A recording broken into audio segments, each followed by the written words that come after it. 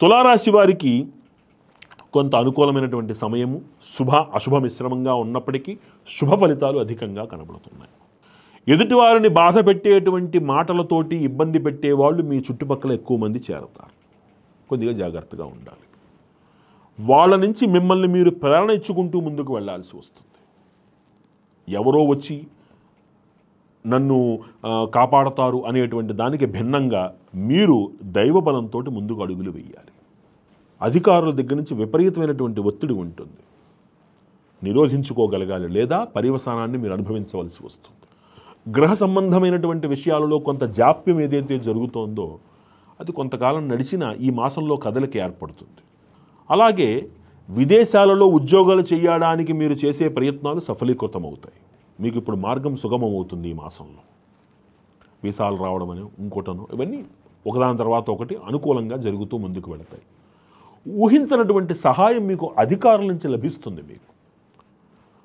మీకు మార్గదర్శనం లభిస్తుంది. మీకు వాహనం నడిపేటప్పుడు మటుకు తస్మాత్ జాగ్రత్త, కొంచెం జాగ్రత్తగా ఉండాలి.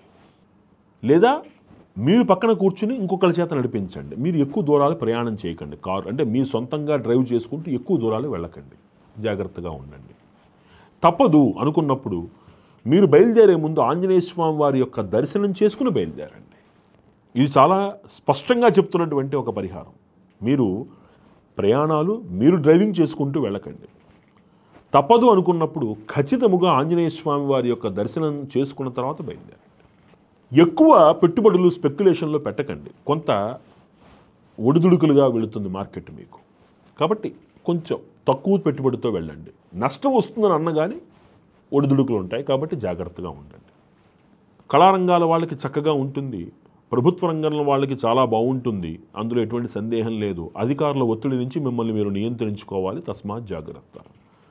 రాజకీయ రంగంలో ఉండేటువంటి వారు మటుకు నోటిని సంభాళించుకోవాలి.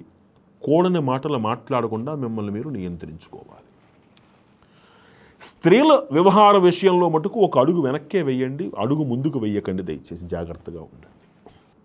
ఈ రాశివారు మరిన్ని శుభ ఫలితాలు పొందడానికి ప్రతి శనివారము నాడు ఉదయం ఖచ్చితముగా ఆంజనేయ స్వామి వారికి ఆకుపూజ చేయించటం, ఆ రోజు సాయంకాలం ప్రదోష వేళ ఈశ్వరుడికి 16 ప్రదక్షిణలు చేసుకోవడం, ఎక్కడైనా మీ పరిసర ప్రాంతాలలో చండీ హోమం జరిగితే వెళ్ళి భాగస్వామ్యం తీసుకోవడం వలన ప్రమాదాలు నివారించి అధికారుల ఒత్తిడిని తప్పించుకొని ఒక సౌఖ్యవంతమైనటువంటి క్షేమవంతమైనటువంటి భవిష్యత్తును పొందేందుకు అవకాశం ఏర్పడుతుంది.